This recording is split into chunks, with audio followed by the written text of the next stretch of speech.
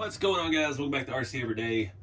So I thought I was done with this truck, but I just can't leave well enough alone. I've got to be somewhere with it here in a few days. So yeah, it's time to start another project. I've got some steel brake line here. Funny story, I always buy this green coated steel brake line. It bends somewhat easy, and yeah, steel. You can sand the green finish off of it, but I always get it at O'Reilly's. It's the first time I bought it since I moved out here, and I went to O'Reilly's and I was like, I need some 3/16 steel brake line. And he's like, oh, I don't have that.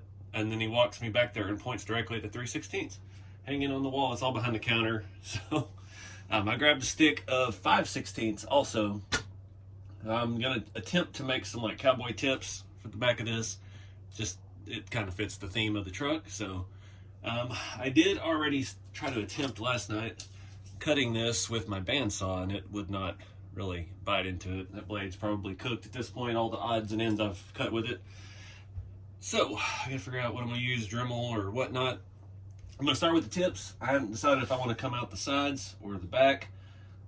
Probably the sides, because accessing underneath this truck, the only safe way to lift it is from the front and have it sitting on the bumper. So if we've got exhaust tips sticking out there, it will likely get broken off.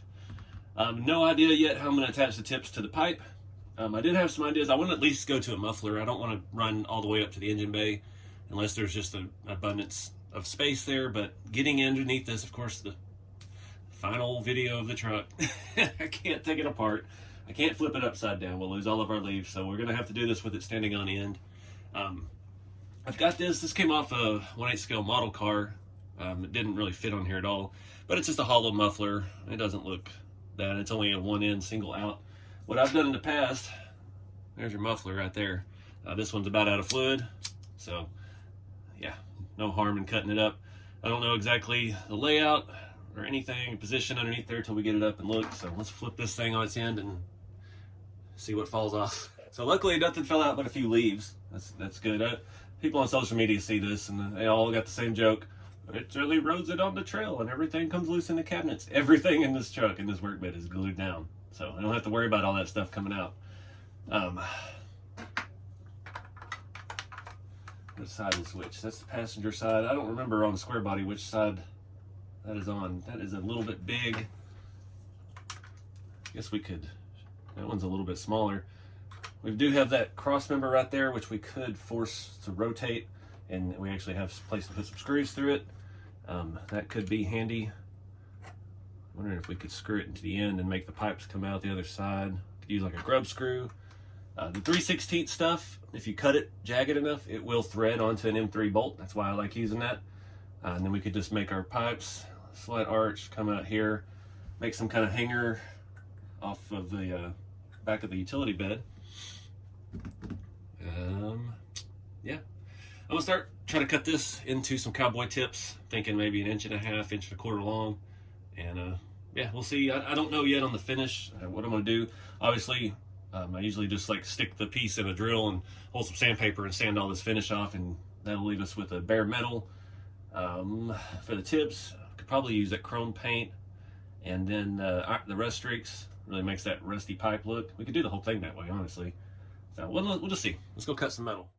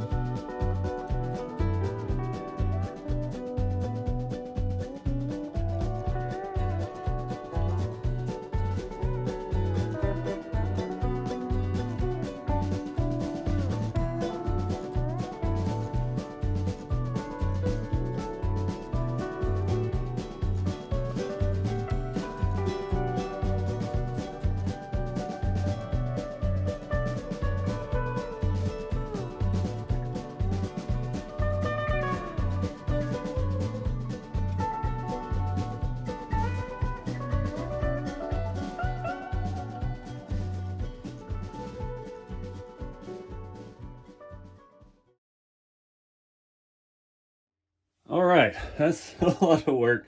I just gotta let some glue dry. I've got it all set up. I hope it sets good.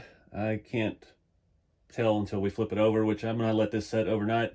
I did just glue on the tips using the 6000. I mean, we could have welded, but I don't have a TIG, and I wasn't gonna try to stick weld it.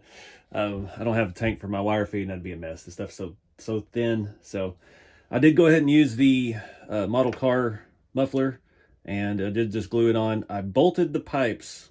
The threads really didn't work, but I used that cross member like I mentioned in the beginning, and ran some long M3 hardware through it, put it back in, and shoved the pipes onto that. And I've got a bunch of glue inside of there. The pipe does stop right here. I'm not going all the way to the front. It's not worth it. You're not gonna be able to see it. This truck is not gonna be upside down very much. And yeah, that's all I'm gonna do. So we'll let this stuff sit overnight, and I'm pretty happy with it. I'm not gonna do any weathering on the bottom. We're gonna let this thing get beat up on the trail, get mud on it, and all of that stuff.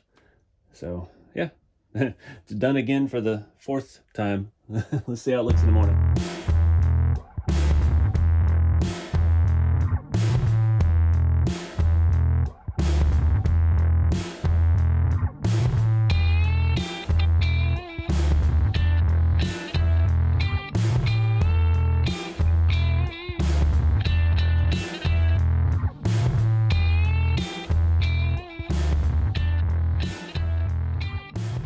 All right, guys, I had to give that stuff 2 days to dry, but we are good. They have a little give. That E6000 seems to kind of go back, has like a memory, but I'm pretty happy with it.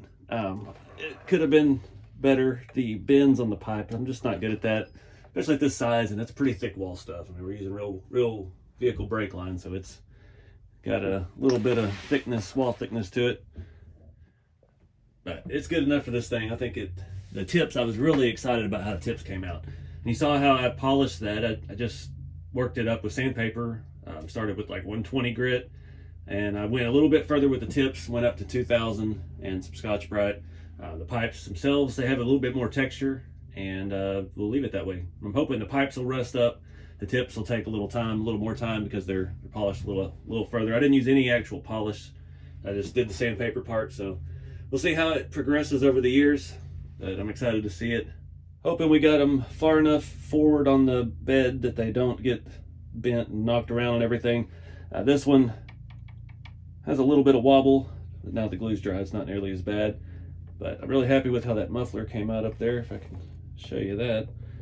It's just mounted, it's just kind of glued into that old shock mount from the TF2 chassis. And yeah, just run those screws through it.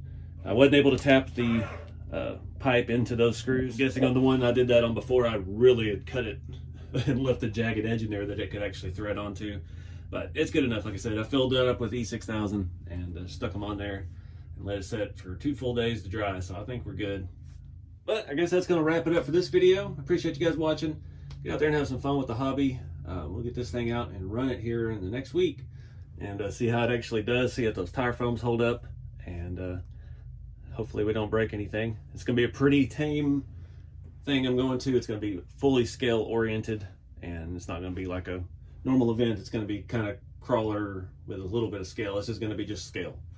So I'm looking forward to that. Get this and the Boom Racing truck out and get some track time on them. And we'll figure out what to do with this thing next. But appreciate you guys. Keep it scaling. I'll see you next time.